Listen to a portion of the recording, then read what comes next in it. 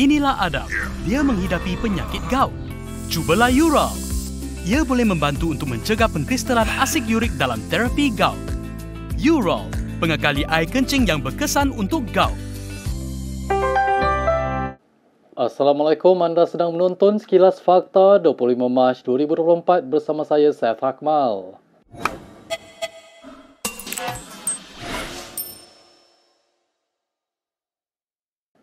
Setiausaha Agung PKR, Saifuddin Nasution Ismail mempertahankan Presiden UMNO Ahmad Zahid Hamidi dan parti itu. Saifuddin berpendapat, Zahid dan UMNO bukan liability kepada kerajaan perpaduan. Setengah orang tengok UMNO, setengah orang tengok DAP. Saya ambil pendekatan ini dan saya takkan ada rasa apologetik. Mereka adalah partners in struggles dalam konteks unity government sekarang. Then barulah unity government boleh move forward. Kalau kita nak petik weaknesses dia and put the blame on him. Job sebagai biawak hidup yang menyusahkan kita nak speed dan ketengahkan agenda reformasi. Okay? Hakikatnya bahawa those are our partners in struggle. Kenapa tak boleh kita ambil pendekatan begitu? Saya fikir itu pendekatan yang lebih praktikal dan munasabah dalam konteks menerajui amanah pemerintahan. Walaupun boleh mengundang kekalahan nanti. Dia akan ada risiko dia. Beliau berkata demikian dalam episod terbaru podcast Keluar Sekejap. Sementara itu, Saifuddin berharap Anwar Ibrahim akan berkhidmat sebagai Perdana Menteri untuk penggal kedua. Kami memang meletakkan rencana bahawa Datuk Seri Anwar harus memimpin untuk penggal yang kedua. Ya. Dan beliau saya nampak sihat, alhamdulillah, insya-Allah. Alhamdulillah. Ya. Berbeza dari segi kesihatan dia jauh lebih baik daripada saya. Okay? Kecuali kecederaan bahu dia sikit, pinggang, yang lain perfect, tip top kesihatan dia. Okey. Okay? Itu jelas. So sekarang dia memimpin satu penggal, insya-Allah. Sekarang dah ada clarity, saya fikir memasuki penggal yang kedua itu idaman kita. Pihak berkuasa tempatan PBT Melaka menurunkan banner jualan Ehsan Rahmah Berkat yang dipasang oleh sebuah kedai KK Mart. Perkara itu dimaklumkan oleh Esko Kemajuan Desa Pertanian dan Keterjaminan Makanan Melaka, Dr. Muhammad Akmal Saleh. Menerusi hantaran di media sosial, Akmal berkata, banner yang turut memaparkan wajah Ketua Menteri Melaka Abdul Rauf Yusof itu dipasang tanpa permit sah. Ketua Pergerakan Pemuda UMNO itu secara sinis berkata, KK Mart yang diselubungi kontroversi penjualan stokin Tertera Kalimah Allah telah memasang banner yang salah. Katanya KK Mart digesa memasang banner memohon maaf, namun banner lain yang dinaikkan kedai terbabit tanpa permit. Justeru Akmal meminta pihak berkuasa tempatan PBT menurunkan banner tersebut mengikut undang-undang sedia ada. Sebelum ini, Akmal menjalankan kempen boikot terhadap KK Mart di seluruh negara dan menggesa kedai itu untuk memasang banner memohon maaf kepada umat Islam susulan isu stoking. Beliau sebelum ini menjelaskan tindakan melakukan boikot terhadap KK Mart bukan kerana mahu menjadi hero, tetapi sebaliknya disebabkan mempertahankan agama daripada terus dihina. Berita seterusnya, pemimpin UMNO mengkritik kegagalan sistem pangkalan data utama padu. Ahli Majlis Kerja Tertinggi MKT UMNO Muhammad Puan Zarkashi berkata, ia juga memberi gambaran kegagalan Menteri Ekonomi Rafizi Ramli. Dalam hantaran di Facebook, Puat berkata, padu gagal disebabkan kelemahan dalam sistem kerja serta komunikasi. Katanya, Rafizi dikaitkan dengan Raja Formula yang gagal dan semua formulanya sebelum ini juga tidak menjadi. Terdahulu, Sarawak meminta beberapa perubahan dibuat berkait maklumat peribadi yang diminta dalam sistem padu. Menteri Pelancongan Industri Kreatif dan Seni Persembahan Sarawak, Abdul Karim Rahman Hamzah berkata, pendaftaran padu ibarat menelanjangkan diri. Ini kerana katanya, orang ramai perlu mendedahkan semua butiran peribadi termasuk akaun bank, hartanah dan pelaburan. Bernama pula melaporkan, Rafizi diminta memberi penjelasan kepada jemaah menteri berhubung isu pendaftaran padu minggu ini. Perdana Menteri Anwar Ibrahim memaklumkan ia susulan kebimbangan yang dibangkitkan oleh Premier Sarawak Abang Johari Tun Openg. Kita ke pengembangan di Dewan Rakyat. Ahli Parlimen Machang Wan Ahmad Faisal Wan Ahmad Kamal mendakwa Perdana Menteri Anwar Ibrahim ada menyerahkan draft perjanjian peruntukan. Katanya draft itu diserahkan melalui wakilnya kepada Ketua Pembangkang Hamzah Zainuddin. Menerusi hantaran di X, Ketua Pemuda Bersatu itu mendakwa perkara itu tidak diketahui sesiapa termasuk Timbalan Perdana Menteri Fadillah Yusof yang semalam menafikan kewujudan dokumen terpabit. Dia juga menegaskan bahawa penerimaan draft terpabit bukan cerita palsu.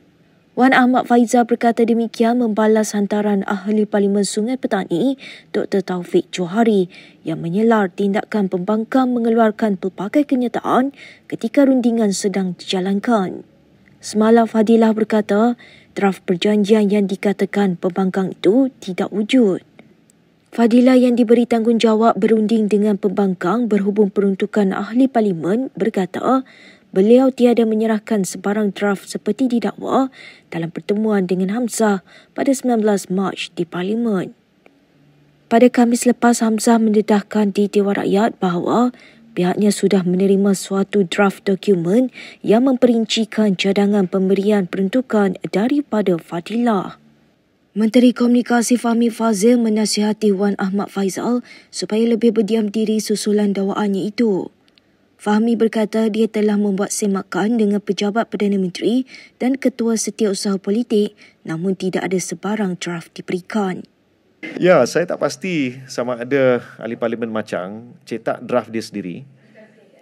Sebab sebelum ni dia pernah kata untuk selesaikan masalah ekonomi kita kena cetak wang. Ya. Jadi saya rasa kalau Ahli Parlimen Macang tak tahu apa-apa, he should just keep his mouth shut. Dua Ahli Parlimen Bersatu hari ini menepis dakwaan Ahli Parlimen Tasik Gelugor Wan Saiful Wan Jan. Wan Saiful sebelum ini mendakwa mereka berperanan sebagai ejen untuk mendapatkan sokongan terhadap Perdana Menteri Anwar Ibrahim. Secara dasarnya, secara amnya, secara ikhlasnya, semua tuduhan yang telah dilemparkan oleh Yang Berhormat Tasik Gelugor kepada saya dan juga Tanjung Karang sebenarnya adalah satu fitnah. Ya, suka untuk saya jelaskan di sini dan saya melalui kandungan yang saya submit kepada Yang di-Pertua Dewan Rakyat supaya Tasik Gelugor mengemukakan usul. Cadangkan satu usul bahawa aturan 36.6 dan 36.12 peraturan Majlis Mesyuarat di dalam Dewan Rakyat tadi seperti kandungan berikut. Bahawa Dewan ini membuat ketetapan untuk merujuk Ahli Parlimen Tasik Gelugor kepada jawatan kuasa hak dan kebebasan kerana beliau telah mengeluarkan kenyataan yang mengelirukan Dewan dan adalah disifatkan menghina majlis di dalam ucapan beliau dalam persidangan Dewan pada 21 Mac 2024. Dalam pada itu, Speaker Dewan Rakyat Johari Abdul memberi amaran akan mengenakan hukuman lebih berat kepada mana-mana Ahli Parlimen yang dirujuk ke jawatan kuasa hak dan kebebasan Parlimen. Ini selepas Zulkaf Peri memfahamkan usul pada Jumaat lalu untuk merujuk Wan Saiful ke jawatan kuasa hak dan kebebasan susulan dakwaannya di Dewan Rakyat. Jadi ingat bermakna hukuman sekali ini akan berat. Pasti saya akan kenakan hukuman berat kerana telah saya berkali-kali memberi amaran dan ingatan agar semua isu politik mesti dibahaskan, didebat, dipertarungkan di atas pentas di luar. Itu pentas politik, bukan di Dewan ini. So, saya juga telah maklumkan jangan gunakan masa kita di sini untuk main politik dan kepartian. Masa Dewan yang mulia ini hendaklah kita gunakan untuk berbincang, bahas, runding isu negara dan isu rakyat terbanyak. Dewan Rakyat tegang seketika apabila berlaku sedikit perbalahan di antara Timbalan Menteri Perdagangan Dalam Negeri dan Kos Sara Hidup Fuziah Saleh dan Mas Ermiati Samsudin. Ia bermula apabila Ahli Parlimen Masjid Tanah itu mendakwa Fuziah tidak menjawab soalannya. Terdahulu, Mas bertanya mengenai jaminan kerajaan agar barangan keperluan bersubsidi seperti telur kembali pulih seperti sebelum pilihan raya umum ke-15 lalu. Yang buat lupa ke sebelum PRU 15 telur langsung tak ada dalam pasaran. Sebelum PRU 15 tu ya yang berhormat. Yang berhormat dalam soalan banyak. Maksudnya jawab je lah soalan. Tak payahlah nak telur tak ada dalam Dewan yang berhormat. Sebelum pagi raya yang berhormat. Masjid Tanah bukan cara dia macam ni. Masjid Tanah saya tahu. Saya tahu yang berhormat speaker. Saya tahu. Dia ada jawab dulu. Kalau saya jawab baru bagi. Baik, terima kasih. Okey, sebab tu saya kata Yang Berhormat Majlis Tanah kena ingat Oktober tahun 2022 telur langsung tak ada dalam pasaran. Minyak 5 kilo waktu sebelum PRU RM35. Sekarang 5 kilo RM25. Yang Berhormat cakap pasal, kita bercakap berfakta. Dalam perkembangan lain, KK Mat dan salah seorang bekas pembekalnya dijangka didakwa di mahkamah esok berhubung stalking tentara kalimah Allah.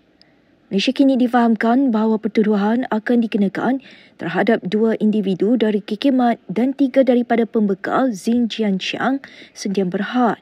Pihak dari KK Mat dan Zin Jianqiang akan didakwa mengikut Seksyen 298 Kanun Kesisaan kerana melukakan perasaan agama orang lain.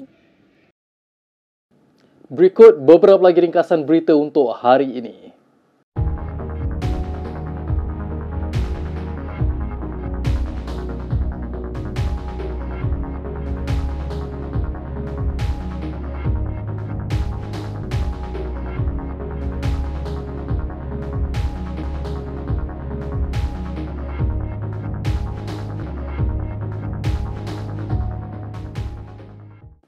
Sekian sahaja daripada saya, Saif Akmal, untuk Sekilas Fakta. Untuk lebih banyak berita, anda boleh melayari kinitv.com.